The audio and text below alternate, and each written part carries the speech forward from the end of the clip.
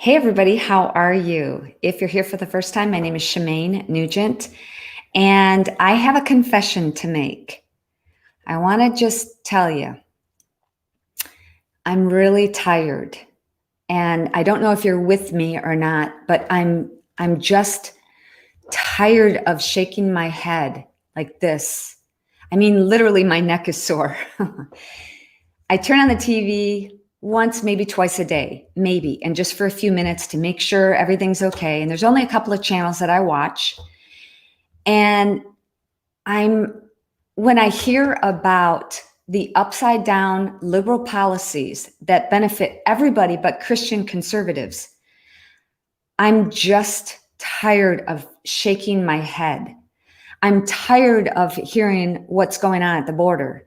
Today, I went to a Republican women's meeting, and our Sheriff Parnell McNamara was there, and he talked about some of the things that are going on in the border, some of the things that are not reported by the media, and it's grueling, it's gruesome, it's horrific. The media couldn't report what's really going on. They couldn't talk about it.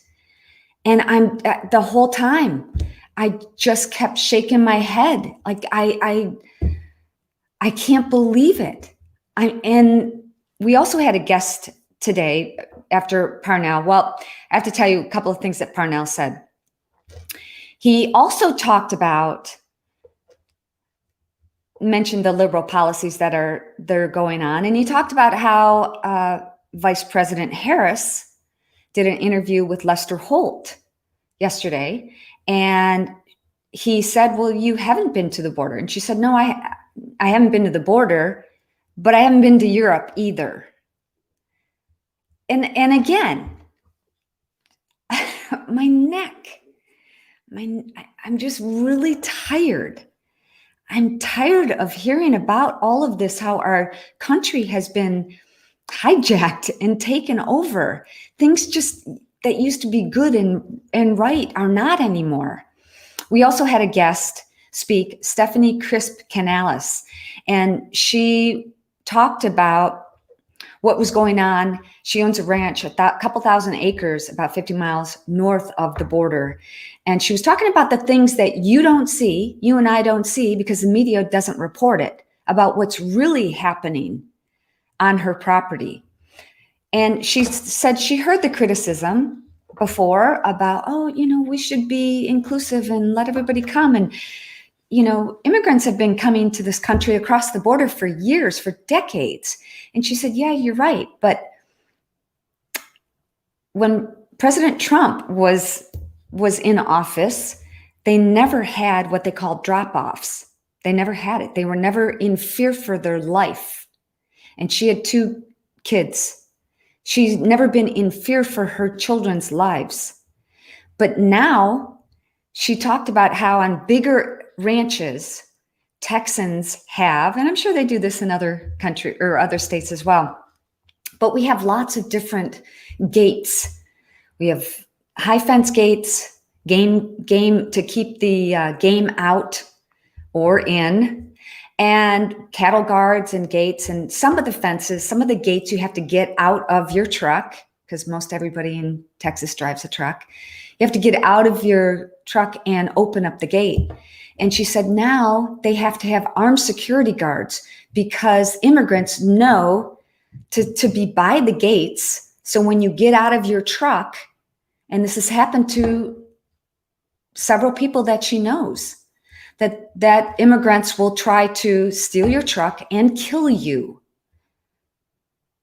And she talked about how a friend of hers was going down a country road, and there were several people arm in arm standing in front of the road, wouldn't let her by. Now, the first thought that comes in your mind is like, oh my, I'm going to stop. But if you're down by the border, if you stop, you could be dead. So these friends of hers went down in the ditch and they got around the human line. But these are unbelievable times, and to think that you are scared for your life. And one of the things that she said that I just loved is she said that I want you to know I'm not scared for 1 minute. And I wanted to share, many of you know about this quote in Ephesians chapter 6, verses 10 through 17. I want to share this with you. Finally, be strong in the Lord and in his mighty power. Put on the full armor of God so that you can take your stand against the devil's schemes. For our struggle is not against flesh and blood, but against the rulers, against the authorities, against the powers of this dark world, and against the spiritual forces of evil in heavenly realms.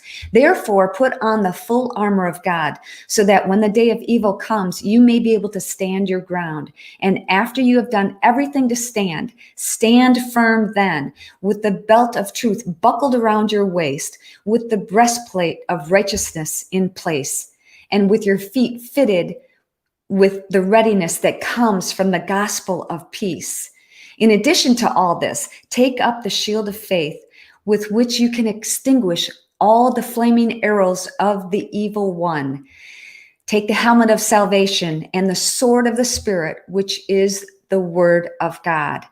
And you know, guys, I wanted to share this with you because I thought about this poor woman. She actually drove 5 hours to come and speak to us today because she wants to get the word out about what's really going on at the border. And many of us will never hear this. Especially if you're in different states, that you don't have to deal with this. You don't have to hear about what's really going on. But you know what I also thought about? This might not affect you and it might not affect me right now, but now is the time for you to take a stand. Now is the time to put on the full armor of God. Now is the time for you to, if you see something, say something. And for you to get involved. We're all waiting we've been asleep for a long time. We've been certain that other people will do what's right. And now that's no longer true. You can help save this country. You can get involved in local politics and school board meetings and get involved in what's going on in your children's school. I know many of you are. I hear from a lot of you. And it buoys my heart and soul to see so many people like me even. I'm an unlikely messenger. I'm not outspoken politically, but I have been the past few years. And it makes me realize that I need to continue to be. And so do you. We can no longer count on other people to do what's right. We have to get involved. You can help. You can make a difference. And I just wanted to share that with you guys because I got inspired today. I got angry. My neck is so sore from shaking my head all day long. No, we can't wait for somebody else to save us. We got to save ourselves. So you can make a difference. Please share this video because I have been unbelievably suppressed. And I want to tell you, I do appreciate your positivity, your comments. I see them. And I'm so grateful for you. So thank you so much, you guys. I hope each and every one of you really take this message to heart because it needs to be said. It needs to be put out there loud and proud. And we need to stand together. Christian conservatives are being suppressed. And for those of you who don't know, I've been booted off of Twitter. And you might say, oh, you don't need to be on Twitter. Well, I don't need to be here either. I don't need to be on any social media at all.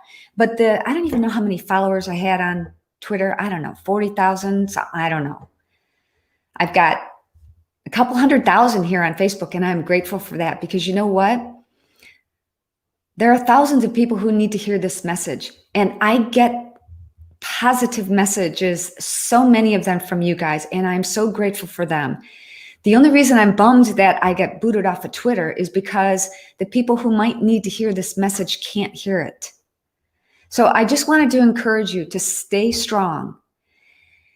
We got to help ourselves. We got to save this country. It's up to you and it's up to me. So continue to voice your opinion. Continue to share messages like this.